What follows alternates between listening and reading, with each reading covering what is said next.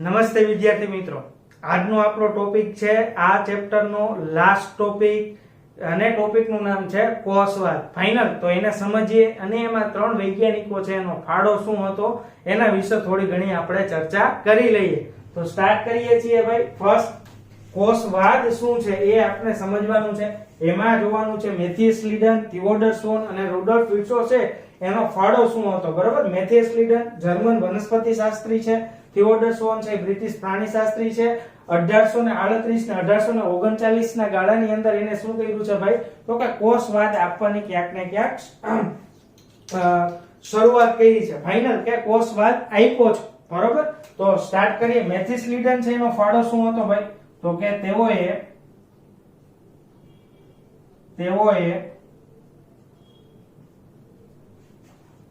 ઘણી બધી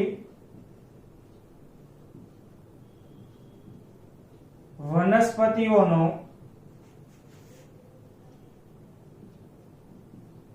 અભ્યાસ કર્યો. ફાઇનલ, અને અભ્યાસ ઉપરથી એને કન્ક્લુઝન શું આપ્યું ભાઈ, તો કે એ અભ્યાસ પરથી એને જણાવ્યું કે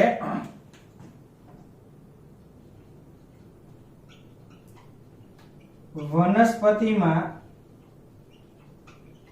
વિવિધ પ્રકારના કેવા ભાઈ, તો કે અલગ અલગ પ્રકારના અથવા તો વિવિધ પ્રકારના કોષો હાજર હોય છે અને આ કોષો વનસ્પતિમાં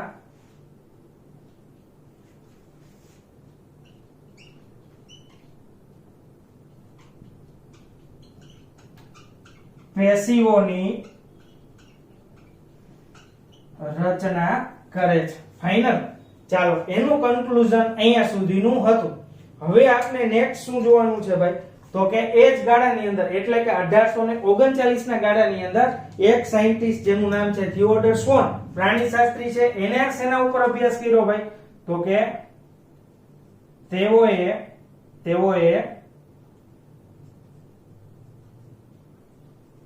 વિવિધ પ્રાણી કોષોનો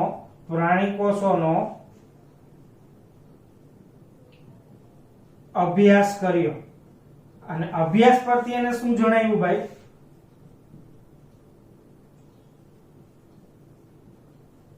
અભ્યાસ પરથી જણાવ્યું કે દરેક પ્રાણી કોષમાં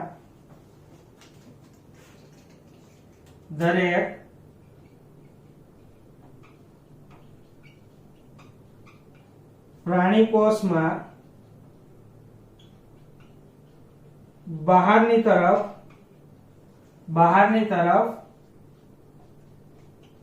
પાતળું આવરણ હાજર હોય છે. દરેકની અંદર બહાર પાતળું આવરણ હાજર હોય છે. અને આ પાતળું આવરણને જેને આપણે કયા નામથી ઓળખીએ છીએ ભાઈ, જેને આજે આપણે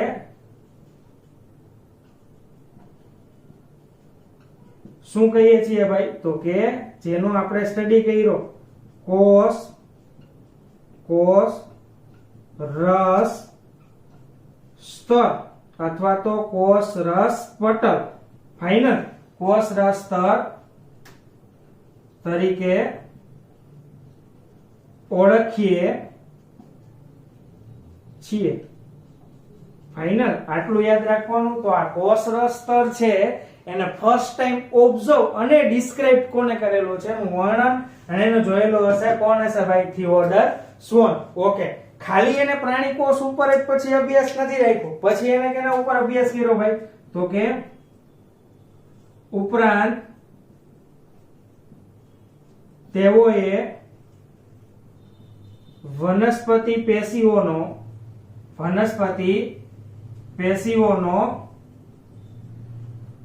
અભ્યાસ કર્યો અને જણાવ્યું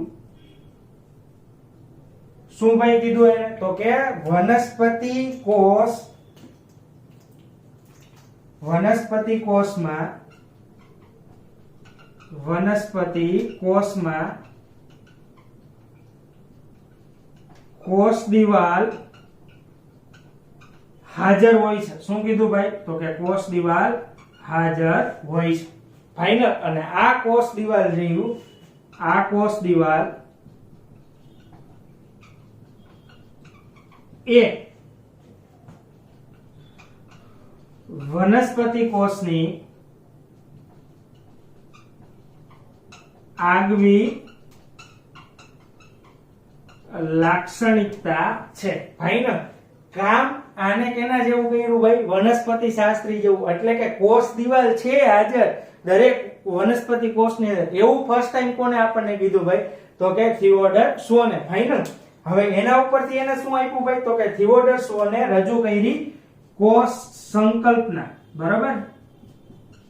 એના ઉપરથી એને કોષ વિશેની સંકલ્પના આપણને આપી. ફાઇનલ. યાદ રાખજો, કોષ સંકલ્પના પૂછાય છે તો એ કોને આપેલી છે ભાઈ? તો કે એ આપેલી હશે થિયોડર શોને. શું કીધું ભાઈ એને? તો કે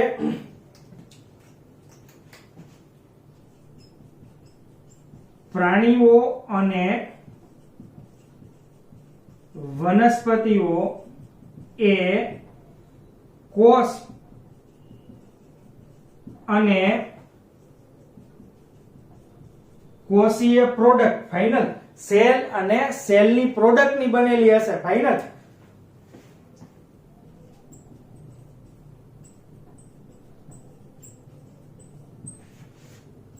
કોષ અને કોષીય પ્રોડક્ટ છે એની બનેલ હોય છે. ક્લિયર?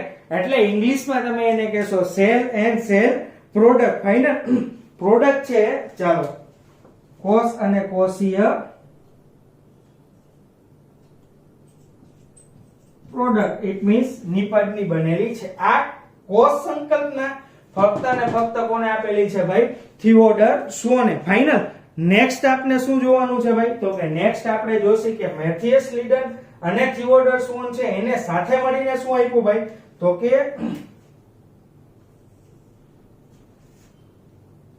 મેથિયસ સ્લીડન અને થિયોડર સ્વોન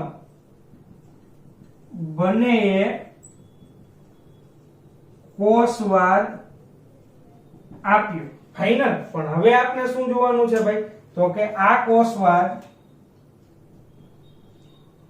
કોષવાદમાં ઘણી બધી ત્રુટીઓ હતી. કયા પ્રકારની ત્રુટીઓ ભાઈ? તો કે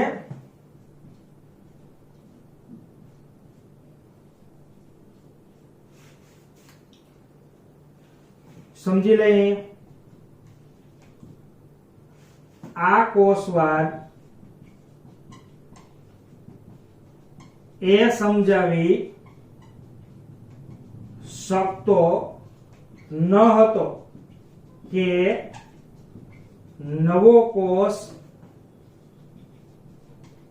કઈ રીતે નિર્માણ પામે. ફાઇનલ. આ હતી આ કોષવાદ છે એની ત્રુટી. ફાઇનલ. આ યાદ રાખો. હવે આ ત્રુટી છે એ દૂર કોને કરી ભાઈ? તો કે આ ત્રુટી છે એને દૂર કરવા માટે કોણ આવ્યું ભાઈ? રુડોલ્ફ વિસ્લો. ક્યારે ભાઈ? 1855 માં. એને શું આપણને કીધું ભાઈ? તો કે પ્રાઇમરીલી એને ઇન્ફોર્મેશન આપી ભાઈ. કોષ વિભાજન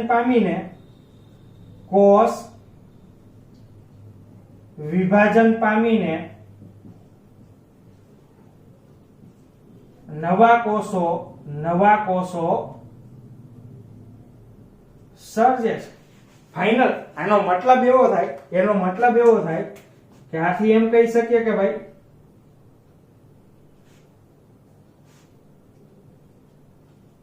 નવો કોષ એ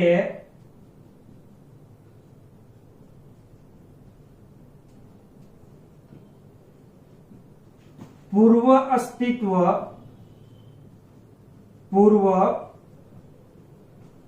અસ્તિત્વ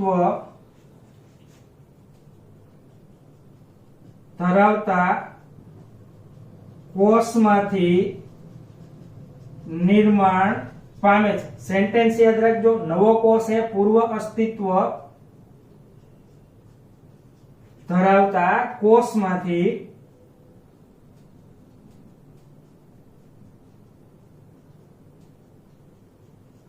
નિર્માણ પામે છે. ફાઇનલ. એને શું કહેવામાં આવે છે ભાઈ? તો કે આ જે વસ્તુ લખી એને આપણે એક જ વાક્યમાં લખવું હોય તો શું લખી નખાય ભાઈ? ઓમનિસ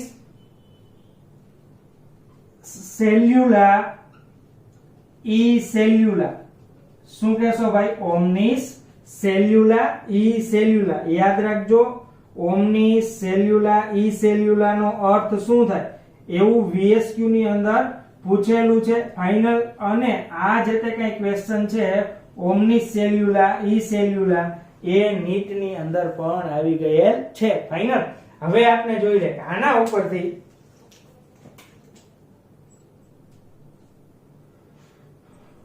રુડોલ્ફ વિર્સોએ શું કર્યું ભાઈ? તો કે કોષવાદમાં ફેરફાર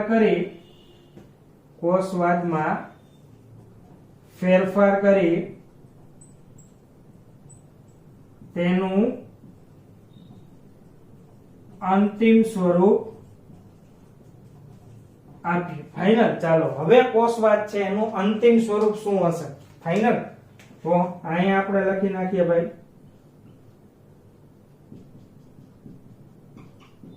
કોષવાદ. ચાલો હવે આટલી ચર્ચા કરી એના ઉપરથી એટલી તો ખબર પડી ગઈ કોષવાદ છે એ શેના ઉપર હશે ભાઈ? Everything about cell. ફાઇનલ. તો એને અકોર્ડિંગ આપણે શું લખશી ભાઈ? તો કે એને અકોર્ડિંગ આપણે જોવાનું છે 2 થી 3 સેન્ટેન્સ. ફર્સ્ટ સેન્ટેન્સ શું હશે ભાઈ? તો કે ફર્સ્ટ આપણે જોઈ લઈએ.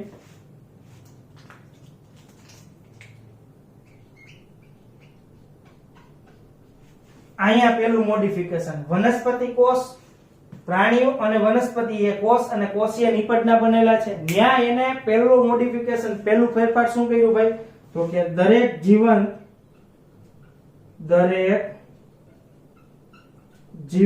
સજીવ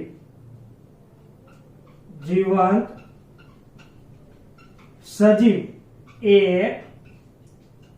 કોષ અને કોષની નિપજનો બનેલ છે. ફાઇનલ. પેલું અહીંયા મોડિફિકેશન આપ્યું. બીજું જે ત્રુટિ હતી એને દૂર કરી. ત્રુટિ શું હતી ભાઈ?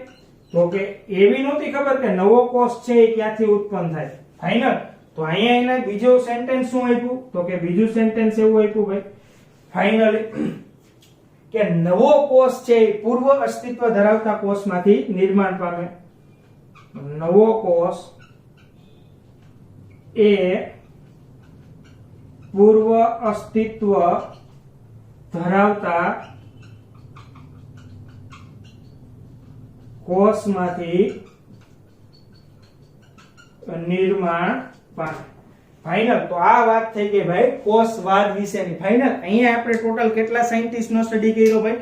3 સાયન્ટિસ્ટ નો સ્ટડી કર્યો. 3 સાયન્ટિસ્ટ છે એને 1 by 1 શું કીધું ભાઈ? તો કે આપણે ઈ 3 માંથી ફર્સ્ટ જેનો સ્ટડી કર્યો ઈ કોણ હતું ભાઈ? તો કે એ હતો મેથિયસ સ્લીડન. ફાઇનલ. બીજો જે તે કઈ સાયન્ટિસ્ટ છે ઈ કોણ હતું ભાઈ? તો કે સેકન્ડ વન આવે છે થિયોડર સ્વોન. મેથિયસ સ્લીડન એને સંયુક્ત રીતના શું આપ્યું હતું ભાઈ? તો કે પહેલી વખત કોષવાદ આપ્યો.